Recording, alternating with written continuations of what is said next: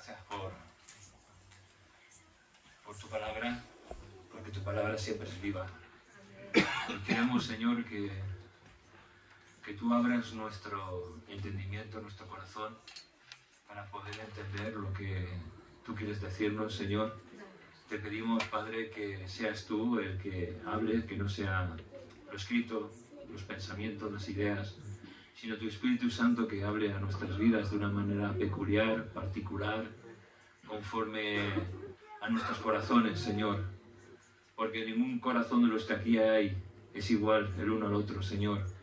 Todos somos diferentes y por ello te pedimos y te rogamos que nos abres a todos. Y te damos gracias porque tú así siempre lo haces. Gracias, en tu nombre Jesús. Amén. Amén. Amén. La verdad es que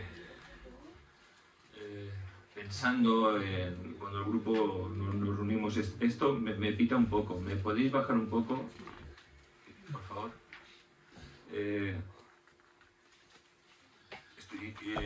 Nos reunimos el equipo para intentar planificar el retiro. El Señor puso en mí un versículo, ¿no?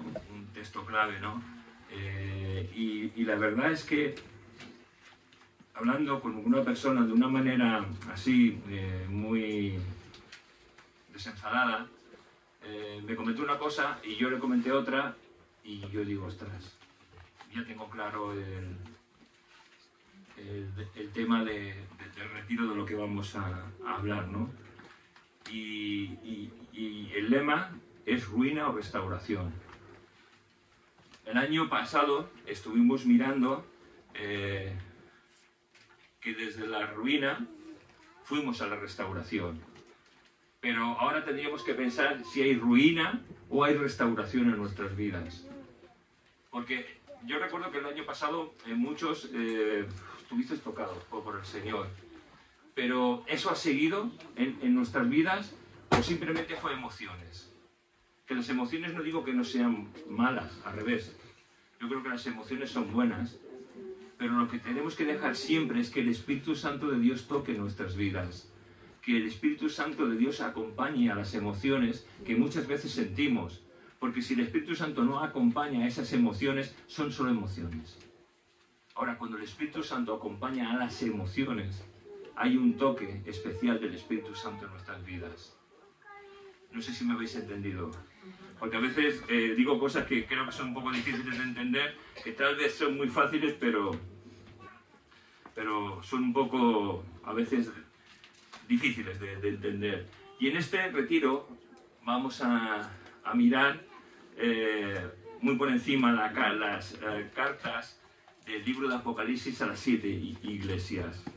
Y la verdad es que pienso que hay un peligro que habiendo siendo todos nosotros restaurados por la gracia infinita de Dios, es decir, por la gracia salvadora, por aquel momento en que el Señor vino a nuestras vidas, en nuestro peregrinar por este mundo, en nuestro caminar por esta tierra, nosotros, desde el momento que la gracia de Dios nos tocó, tenemos que andar en una manera progresiva en santidad.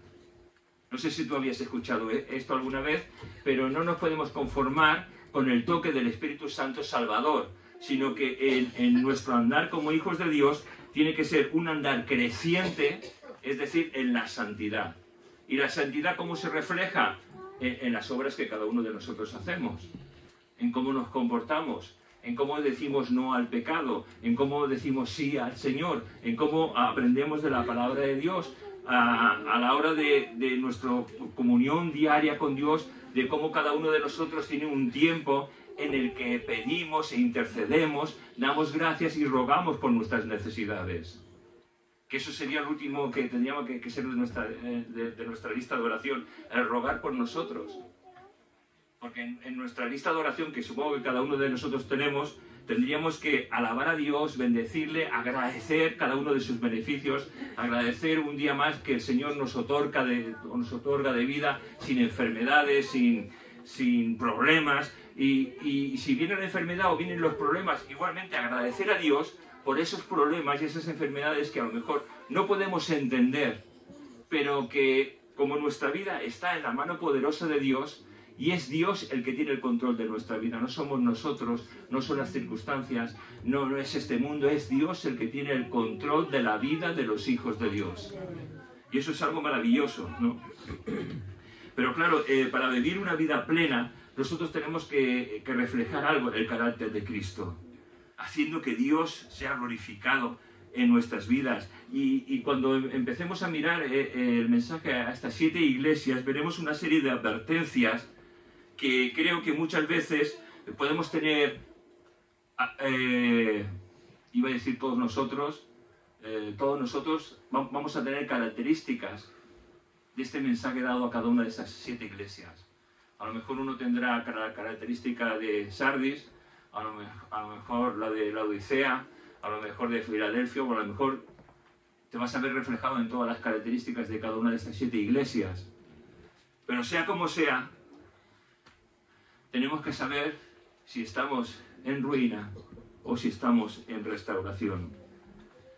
Y la verdad es que me gustaría hablar el texto que el Señor me tocó para poder intentar hacer todo este retiro. Y lo encontramos en 1 Corintios, capítulo 9, versículos 25 al 27.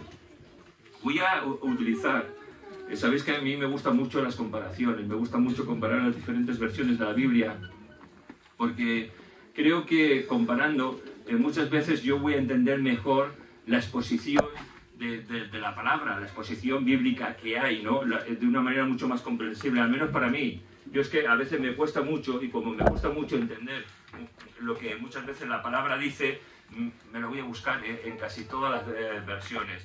Yo voy a utilizar la Nueva Traducción Viviente. Entonces yo voy a leerla, que a lo mejor va a diferir un poco de la Reina Valera del 60, pero que va a decir lo mismo. Entonces si quieres buscarlo, lo buscas, si no, no pasa nada. 9, 25 al 27. Dice así: todos los atletas se entrenan con disciplina.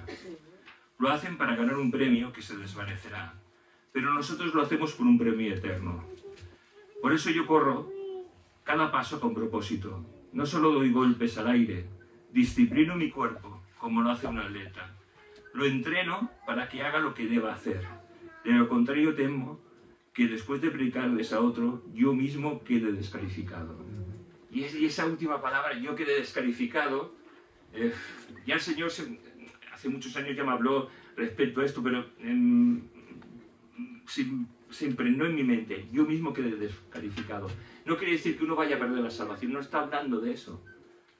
Pero imaginaos que toda una trayectoria correcta, una trayectoria de santidad, de disciplina, de agradar a Dios, de que los hombres vean vuestro ejemplo y mi ejemplo como un hijo de Dios, y como Pablo dice, sed imitadores de mí como yo de Cristo, ¿no? Cuando tú ves una persona espiritual, una persona madura en la fe, muchas veces esa persona lo que hace es que te contagia para imitar su manera de vivir, imitar su manera de fe. ¿Hasta aquí me estáis entendiendo? ¿Sí? Por ahora imaginaros que en un momento dado, por H o por B, no por un pecado grosero, sino por lo que sea, empieza pues a faltar a los cultos, a comportarse de una manera indebida, va a quedar descalificado, su testimonio va a quedar descalificado. Y eso las personas que hemos visto, yo por ejemplo, miro, para que me entendáis, yo miro a Edwin y digo, ostras, el Edwin, ¿cómo está, no? Está en ese amor ferviente y de pronto y corriente, pues veo a Edwin que no viene a la iglesia, lo veo en un bar tomando cerveza. Dice, ahora Ramos, ¿quieres un quintito? Digo, bueno, pues Edwin, vamos a tomar un quintito. Pero vemos que Edwin toma un quinto, otro quinto, otro quinto, otro quinto, que pasa de su esposa, pasa de sus hijos. Su testimonio queda descalificado. ¿Entendéis lo que Pablo quiere decir, verdad? Entonces, ¿qué cuidado tenemos que tener? Porque nosotros no sabemos cuánto tiempo vamos a vivir. Hay un problema en nosotros, es que Dios ha puesto eternidad en nuestra mente. Y ese sentido de eternidad nos hace pensar que no vamos a morir nunca. O alguno de vosotros pensáis que os vais a morir mañana, a no ser que seas un hipocondriaco. y una persona neurótica. Pero no creo, ¿verdad? ¿Alguno piensa que va a morir mañana? ¿Quién sabe? ¿Quién sabe? A ver, yo no pienso que voy a morir mañana, pero estoy preparado por si fuera a morir mañana. O sea, a mí la muerte no me asusta, yo no sé si os asusta a vosotros. Yo sé que la gracia de Dios hoy me ha concedido de vida. Yo no sé cuándo yo me acueste si me levantaré al día siguiente. Eso es cuestión de Dios. Pero yo no vivo atemorizado por lo que me va a pasar. Quiero que entendáis esto, ¿no? Que hay hijos de Dios que viven atemorizados con el presente, con las cosas, como... Y uno no puede vivir así. Tiene que vivir confiado en Dios, para que el Hijo de Dios no pueda llegar a quedar descalificado. El lema del año pasado fue de la ruina a la restauración. Y hablamos de cómo llegar de un estado ruinoso, de ruina para los que estuvisteis aquí y para los que no, os será nuevo. Hablamos de pasar de un estado ruinoso, y tomamos como ejemplo, gracias, el libro de Esdras, y empezamos a hablar de la restauración del templo, de la restauración de las murallas, de la restauración de lo que pasó ahí cuando el pueblo se volcó por el llamado de Dios a hacer las cosas de una manera correcta. Y en Esdras capítulo 3, versículo 2 y versículos del 10 al 13, mirando todo lo que ahí pasa, que ya lo leeremos más adelante, me hace meditar, pensar en muchas cosas. Y lo primero, para que algo sea restaurado, uno tiene que saber que lo que se tiene que restaurar es que está roto. ¿Lo entiendes? Porque hay el problema en nosotros, ese problema de eternidad, en el que pensamos que somos eternos y que no pasa nada, y como consecuencia de que no pasa nada, pues muchas veces vivimos como queremos. Y no estamos llamados a vivir como queremos, estamos llamados a vivir como Dios quiere. Y en ese estado de saber que algo se ha roto, que algo se ha estropeado, necesitamos darnos cuenta de ello. Porque si no, Dios no va a obrar en nosotros. En los jueves hablamos de los diferentes desiertos por los que el pueblo de Israel pasó y de cómo esos desiertos nos enseñan cosas, ¿no? Entonces, claro, el pueblo de Israel no aprendió nada. No aprendió nada, de verdad. No aprendió. Lo raro fue que sus hijos aprendieron algo. Y eso es un llamado para los padres, porque nosotros como padres o abuelos tenemos que tener un ejemplo sobre nuestros hijos y sobre nuestros nietos. Porque si no pasa algo, que es que los hijos o los nietos copian las conductas de los padres o de los abuelos. Y eso es algo terrible. ¿Sabéis el cuidado que tenemos que tener todos? Pero lo mismo pasa en la iglesia. Cuando hay una persona que anda como quiere, está contaminando al resto de la iglesia. Y este es el momento de intentar sanar lo que muchas veces está podrido o está estropeado.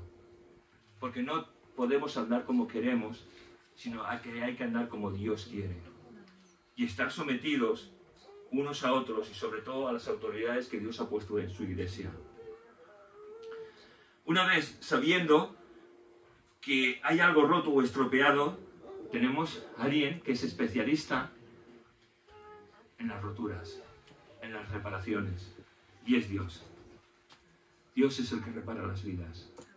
Dios es el que, viendo una vida rota, la puede volver a hacer de nuevo. Dios es el que puede dar vida a una vida que no tiene vida. Y con esto quiere decir que antes de conocer a Jesús, nosotros no teníamos vida. Solo los que son tocados por el Espíritu Santo y hechos hijos de Dios tienen vida. Estos van a gozar de la presencia de Dios. Los otros van a morir espiritualmente.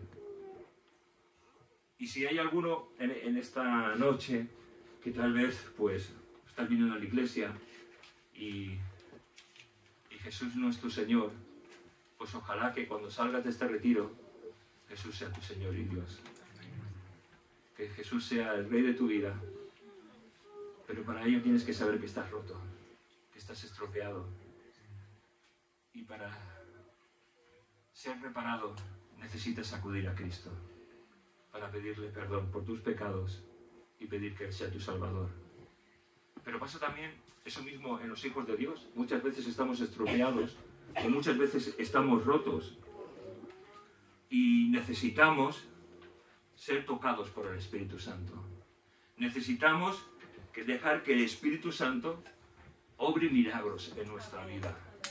Obre el milagro de la restauración, obre el milagro de esa alegría que muchas veces perdemos por consecuencia del pecado, por consecuencia de miles de cosas que vienen en nuestra vida, volver a recuperar la alegría de ser un hijo de Dios. Yo no sé si estás contento de ser un hijo de Dios. Amén. Yo espero que sí. Que estés contento y alegre de ser un hijo de Dios, porque no hay nada más maravilloso que ser llamados hijos de Dios. ¿Sabes? Hay algo que Jesús dijo a sus discípulos, ¿no? Y yo creo que eso también nos lo dice a nosotros. Le dijo, ya no os llamaré más, ¿os acordáis de la frase? Sino os llamaré mis amigos. Qué bonito, ¿no? El poder sentir que uno es llamado amigo de Dios. La verdad es que muchas veces podemos sentir cuando tenemos esa comunión especial con Dios, el sentirnos amigos de Dios. Pero también puede pasar algo, todo lo contrario, circunstancias, anomalías, en las que nos sentimos hijos de Dios, pero no amigos de Dios. Y cuando nos sentimos que no somos amigos de Jesús, no somos amigos de Dios, pasa algo en nosotros. Dejamos de disfrutar de todo lo que Dios tiene para nosotros. Sí, somos cristianos salvos como por fuego, como dice la palabra de Dios, pero necesitamos sentir el gozo del Espíritu Santo en nosotros, ser restaurados por la gracia y la misericordia de Dios. Vimos como de la ruina fueron a la restauración y Dios restauró su pueblo y hizo la voluntad de Dios. Pero después, ¿qué pasó con Israel? El templo es construido, el altar es reparado, las murallas están todas arregladas. Empezaron a mirarse a ellos mismos. ¿Sabes? No hay nada peor que mirarte a ti. Que pensar, ¿y qué tengo que hacer? ¿Y en qué puedo servir? ¿Y cómo hacer esto? ¿Sabes? Eso es una carga demasiado grande. Lo que tenemos que hacer es mirar a Cristo y decir, Señor, utilízame, como tú quieras. No quiero meter la pata. Porque cuando nos miramos a nosotros mismos, cuando empezamos a andar en nuestras propias fuerzas, como el pueblo de Israel empezó otra vez a mirarse a sí mismo, a mirar lo grande que era Israel, a pensar que jamás podría ser destruido, empezaron a ver movimientos dentro de Israel, como los saduceos, y los saduceos, los fariseos. ¿Y qué es lo que pasó? Que en vez de confiar en las promesas eternas que Dios les había dado a Israel, confiaron en sus propias fuerzas. ¿Y qué es lo que pasa cuando uno confía en sus propias fuerzas, en sus méritos, en lo mucho que yo sé, en lo grande que yo soy? Que empiezo muchas veces a hacerme religioso. Y cuando uno se hace religioso, empieza a entrar el legalismo en la vida y el conformismo.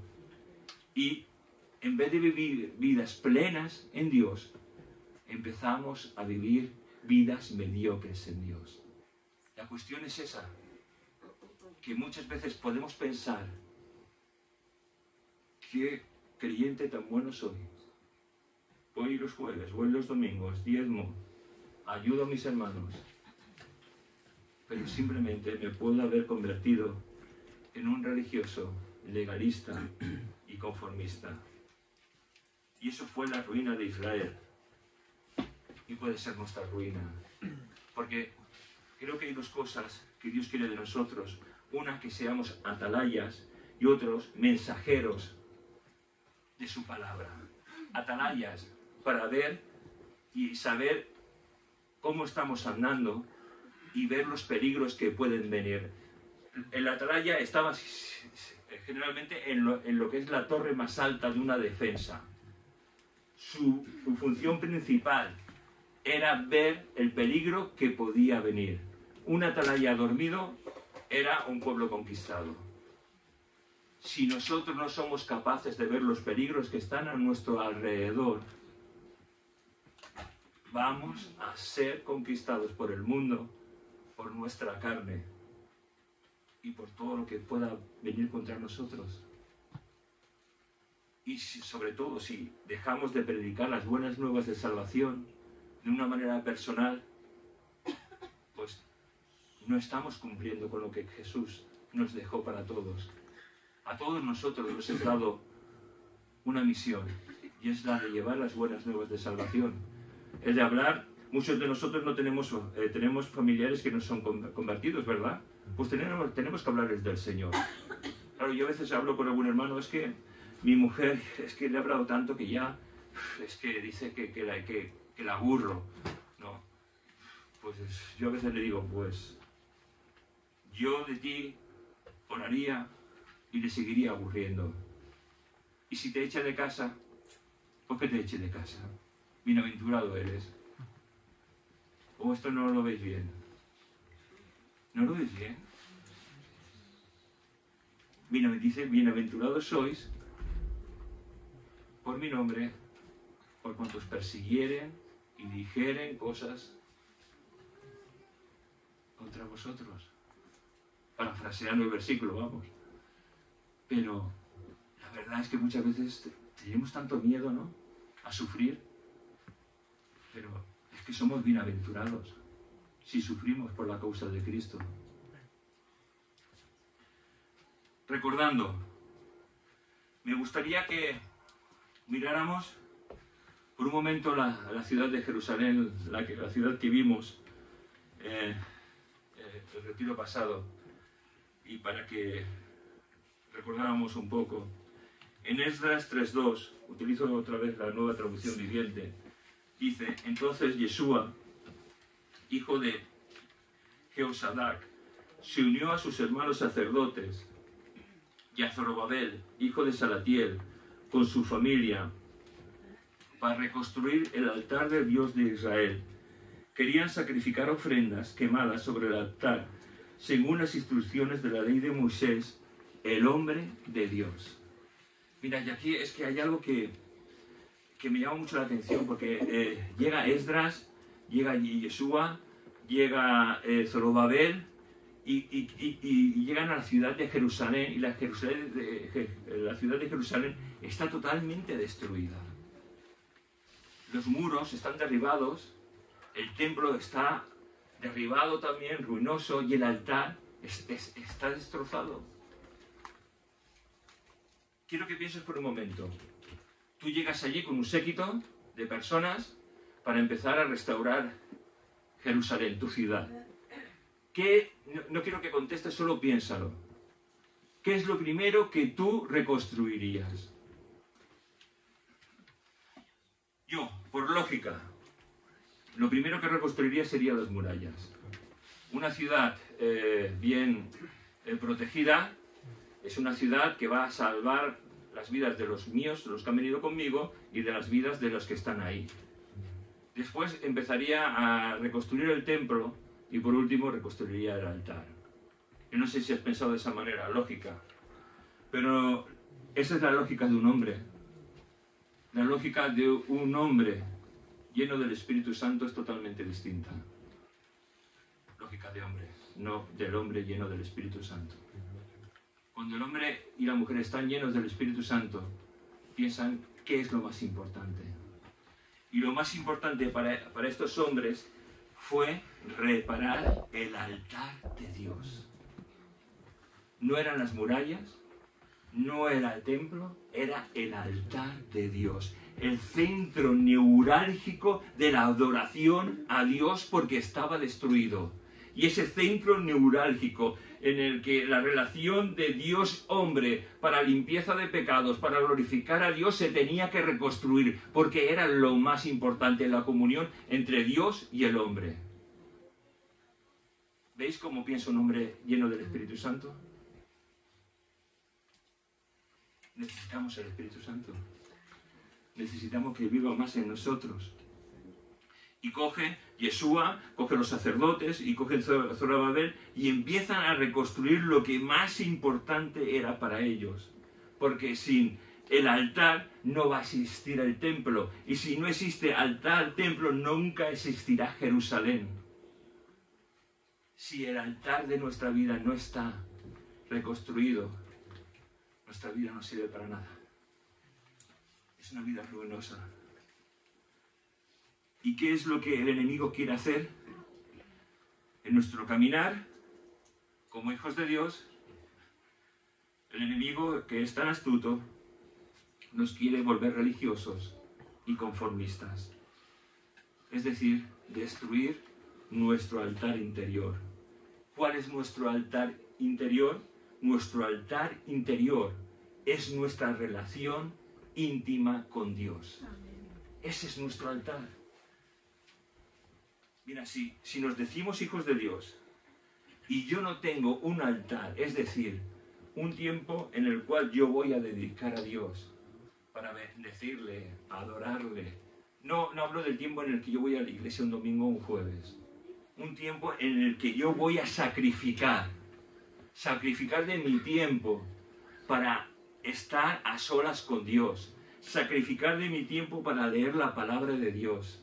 Sacrificar de mi tiempo para interceder por mis hermanos. No por mí, por mis hermanos. Es entonces cuando en nuestro altar todo lo que sacrifiquemos va a subir ante la presencia de Dios como un olor fragante ante Él. ¿Os acordáis de los sacrificios de Adán y de Caín? Caín hizo un sacrificio delante de Dios, llevó de la fruta que él tenía, pero esto no agradó a Dios. En cambio, ¿qué nos dice la palabra de Dios? Que Abel cogió de lo más hermoso, de la oveja más gorda que había. Así nos lo dice. Y la sacrificó ante Dios. Lo que tenía más valor, lo sacrificó ante Dios. Y eso fue olor grato ante Dios. No sé si me estáis entendiendo todo lo que os quiero intentar hacer transmitir, pero tenemos que cuidar tanto nuestra relación íntima.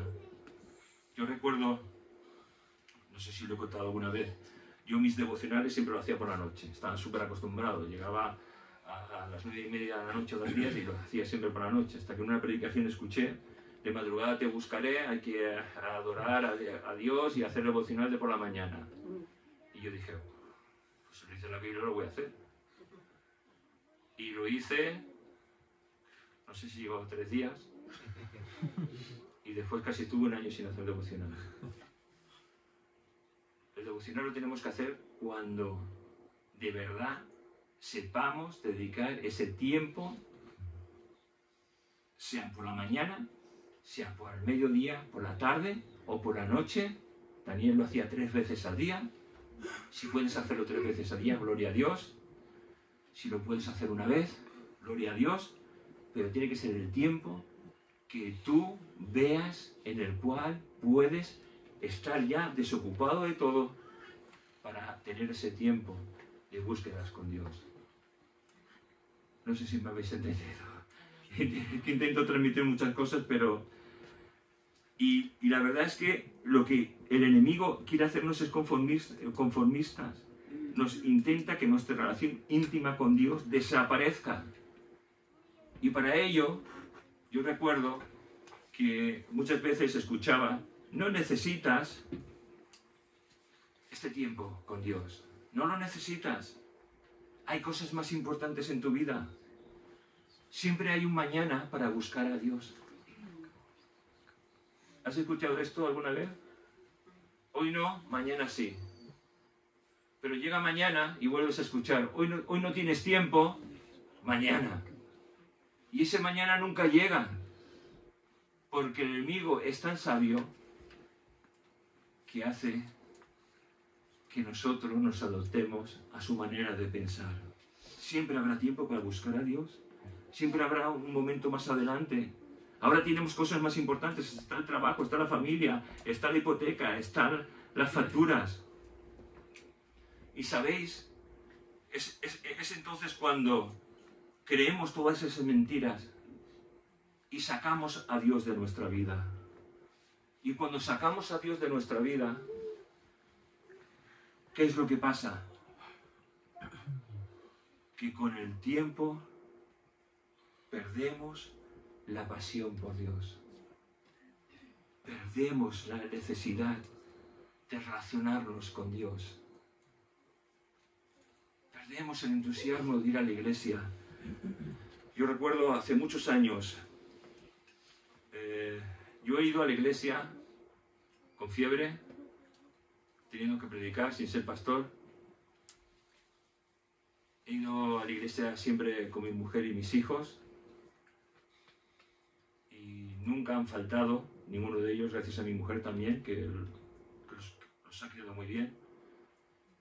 Y la verdad es que recuerdo que hablando con este hermano le digo, dice, es que tengo dolor de cabeza y no voy a venir, te llamo para decirte que no voy a ir a la iglesia esta mañana. Digo, pues chico, te tomas una aspirina y vienes. No sabéis lo que le dije. Qué indignación tan grande tuvo conmigo. Yo he ido a la iglesia, doliéndome la cabeza, yendo con fiebre, tal vez porque me sale de mí. También a lo mejor yo soy muy exagerado, disculpadme, tal vez sea muy exagerado. Pero yo me he tomado una aspirina y he ido a la iglesia. He tenido que predicar y lo he hecho. He tenido que servir en otras cosas, lo he hecho. Pero la pasión es lo último que podemos perder.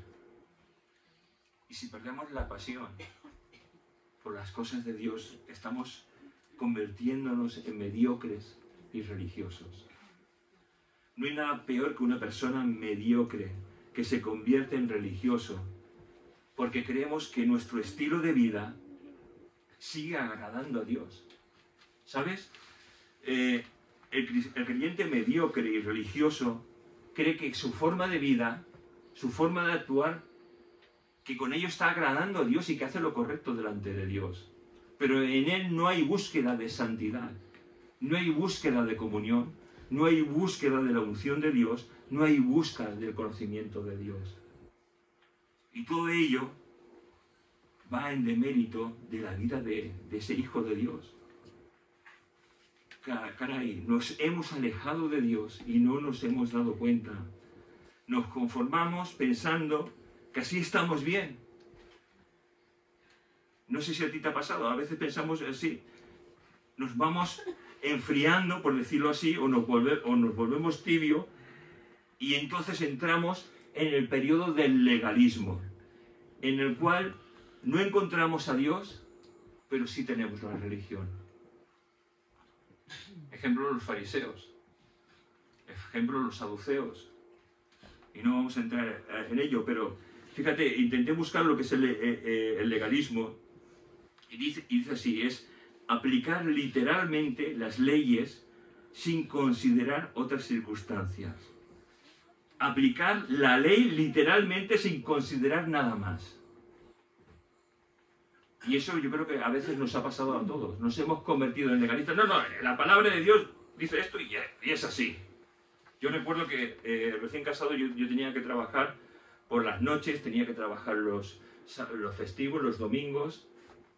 Y a mí se me criticó y se me acusó. Un hijo de Dios no trabaja un domingo. Bueno, pues págame tu sueldo, ¿no?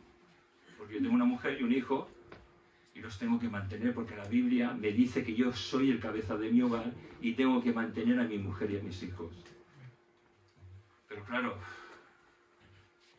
y a veces podemos ser así, eso es legalismo. Claro, a mí cuando me viene una persona, porque también me viene, es que tengo que trabajar los domingos, digo, bueno, no puedes venir a la iglesia, ¿no? Pues vamos a hacer dos cosas. Una, voy a orar para que el Señor te despida de tu trabajo y te dé otro. Y así lo hago. Y la segunda es, vas a buscarte un día entre semana, el día que tengas fiestas y tienes que santificar ese día para Dios. Porque tienes que santificar un día para Dios. El día festivo lo vas a dedicar para leer, orar delante de Dios y para estar con tu familia.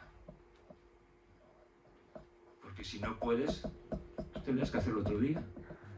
Porque el Señor es lo que desea, que haya un día de descanso en el cual santifiquemos su nombre. Antes era el sábado, se cambió al domingo, por ser el primer día de la semana, pero lo que Dios estipuló era el sábado, no el primer día de la semana. No vamos a entrar en eso, no vamos a entrar. Pero para que entendáis lo que es el legalismo, en el Juan 8, versículos del 3 al 11, nos narra la historia de la mujer que fue cogida en pleno acto de adulterio. ¿Os acordáis de esa historia? Van delante de Jesús y dicen, Maestro, hemos intentando tentar al Señor, porque ellos sabían que tenía Jesús que permitir que fuera apedreada, y si era apedreada, pues había un problema, no estaba cumpliendo Jesús toda la palabra.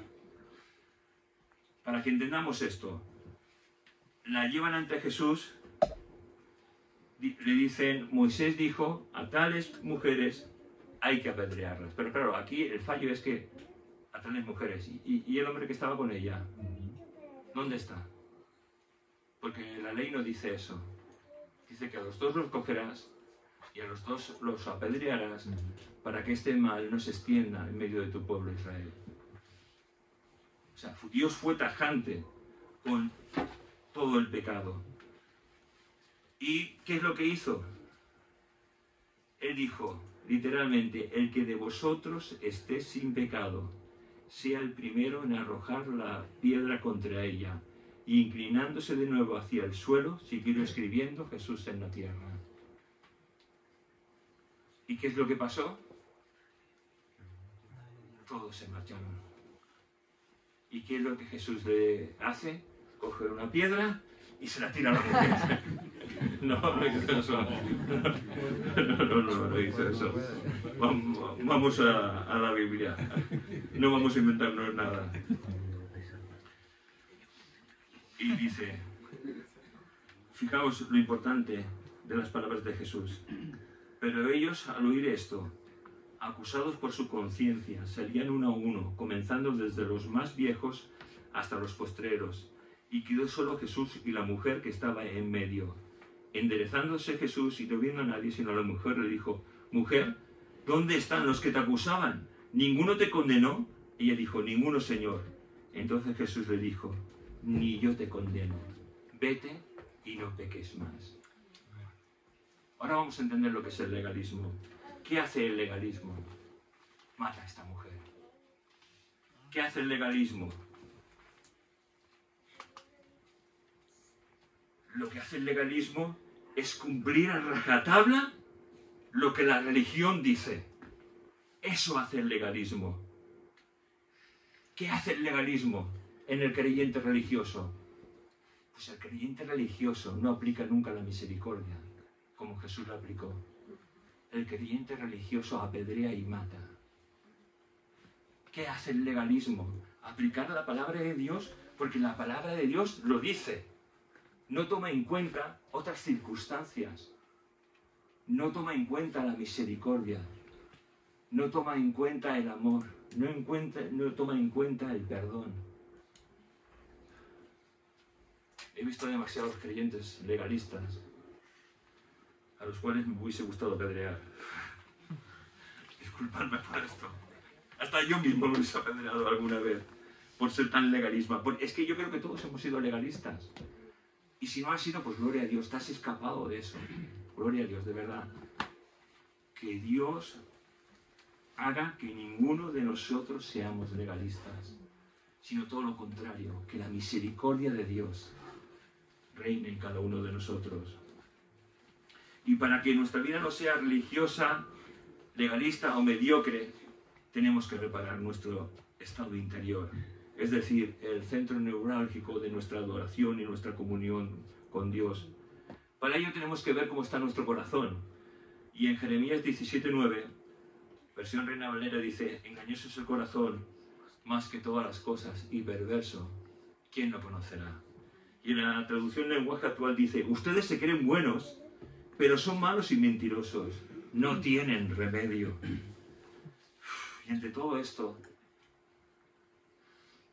yo creo que yo tengo que decir: Señor, crea en mí un corazón nuevo, un corazón que aplique la misericordia, que aplique la bondad, que aplique tu amor, porque no puedo confiar en mí mismo. Pero eso es una cosa, aunque mi corazón es engañoso, pero sí podemos confiar en el Espíritu Santo que mora en nosotros. La Biblia dice en 1 Corintios capítulo 3, versículos 16 al 17: ¿no saben que ustedes son templos de Dios y que el Espíritu de Dios habita en ustedes? Si alguno destruye el templo de Dios, Dios les destruirá a él, porque el templo de Dios es santo, y esto es lo que ustedes son. Y a medida que nos llenamos del conocimiento de Dios, de la comunión de Dios, el Espíritu Santo es más grande en nosotros, y nosotros somos más pequeños. Esa es la cuestión. Más de Dios, menos de nosotros. Más de todo lo que es Dios, para que el orgullo no nos confunda, para que el legalismo no esté en nosotros. Y yo creo que todos nosotros somos orgullosos, y que el orgullo pues tiene que morir totalmente en nuestras vidas. Mira, el orgullo, el cual me hace condenar y matar a esa mujer, siendo legalista, me hace creer que soy imprescindible para todo, aún para Dios. ¿No te ha pasado una vez que te has creído imprescindible para todo? Tú no eres imprescindible. Que no sois imprescindible, ni yo soy imprescindible. El único imprescindible es Dios, el cual tiene que reinar en nuestras vidas. Nosotros somos sustituidos en cualquier momento. En el momento que el Señor diga: tú, para allá, pues tú te tienes que ir para allá. O irás por las buenas, o irás por las malas. Pero te tendrás que apartar. Mira, un hombre orgulloso siempre está menospreciando las cosas y las personas. ¿Has conocido a alguien así? Te repito, un hombre orgulloso siempre está menospreciando las cosas y las personas. Y por supuesto, mientras miras hacia abajo, no puedes ver algo que está por encima de ti. Y es verdad, no puedes ver a Dios. Lo escribió C.S. Lewis. He intentado buscar varias citas, ¿vale? El orgullo debe morir en ti, o nada del cielo podrá vivir en ti. ¡Qué razón tan grande! Andrew Murray, un pastor africano. El orgullo es una persona difícil de contentar, porque siempre espera más de los demás, pero él no da cambio, solo espera recibir. Eso sí, de mención mía. El orgullo siempre habla de sí mismo, nunca de los demás. Así que en este tiempo en el que vamos a estar juntos, analicemos nuestra vida, de cómo estamos. Si estamos en ruina o estamos en restauración. Si estamos en restauración, Dios es el centro de nuestra vida. Si estamos en ruina, hemos desplazado a Dios para tomar el reino de nuestra vida totalmente cada uno de nosotros. O sea, hemos desplazado a Dios de ser el rey de nuestra vida, y ahora el rey de nuestra vida somos cada uno de nosotros. Pero Eso no agrada nunca a Dios. Acabamos con un texto de la Nueva Traducción Viviente que dice, Romanos 12:3, dice: basado en el privilegio y la autoridad que Dios me ha dado, le advierto a cada uno de ustedes lo siguiente: ninguno se crea mejor de lo que realmente es. Sean realistas al evaluarse a ustedes mismos. Háganlo según la medida de fe que Dios le haya dado. Es decir, analicémonos a nosotros mismos para saber si somos ese hombre que anda en la restauración, en esa santidad en la cual intenta agradar siempre a Dios, o estamos en un estado ruinoso en el que no sabemos ni dónde estamos. Mira, y cuando el altar fue construido en Jerusalén y cuando en el templo se echaron los cimientos y se leyó la palabra de Dios, hubo un gozo tremendo. Mira, vamos a leerlo porque es que esa parte me encanta. Y con eso ya finalizamos en esta noche.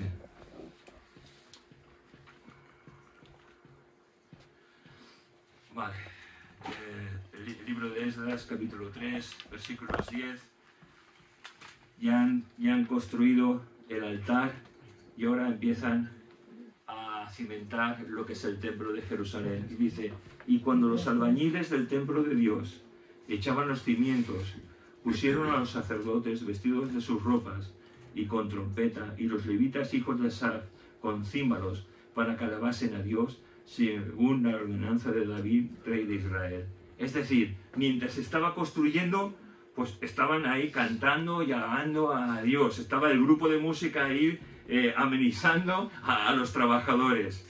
Sigue versículo 11: y cantaban, alabando y dando gracias a Dios y diciendo: porque Él es bueno, porque para siempre es su misericordia sobre Israel. Y todo el pueblo aclamaba con gran júbilo, alabando a Dios, porque se echaban los cimientos de la casa de Dios. Y muchos de los sacerdotes, de los levitas y de los jefes de las casas paternas, ancianos que habían visto la casa primera, viendo echar los cimientos de esta casa, lloraban en alta voz, mientras muchos otros daban grandes gritos de alegría, y no se podía distinguir al pueblo entre el clamor de los gritos de alegría de las voces de lloro, porque clamaba el pueblo con gran júbilo y se oía el ruido hasta lo lejos. Qué increíble, ¿no? Todo el pueblo que estaba ahí estaba conmovido. Unos lloraban de alegría, de gozo por ver que lo que se había destruido se empezaba a reconstruir de nuevo y que la casa de Dios empezaría a edificarse para la gloria y la honra de Dios. Y eso es lo que debemos intentar aprender en este tiempo, que si nuestro templo está destruido, si nuestro altar está deshecho, hoy es tiempo, es el momento, es el tiempo para empezar a hacer que la gloria de Dios se manifieste en nuestras vidas, para que el júbilo de nuevo llene nuestras vidas, para experimentar de nuevo la gracia y la salvación de Dios, para que el gozo del Espíritu Santo vuelva a nuestras vidas y para que cualquier cosa que hasta ahora nos haya sometido, presionado, sea alejada por el poder y la sangre del Cordero de Dios. Porque el nombre de Jesús es poderoso para ello.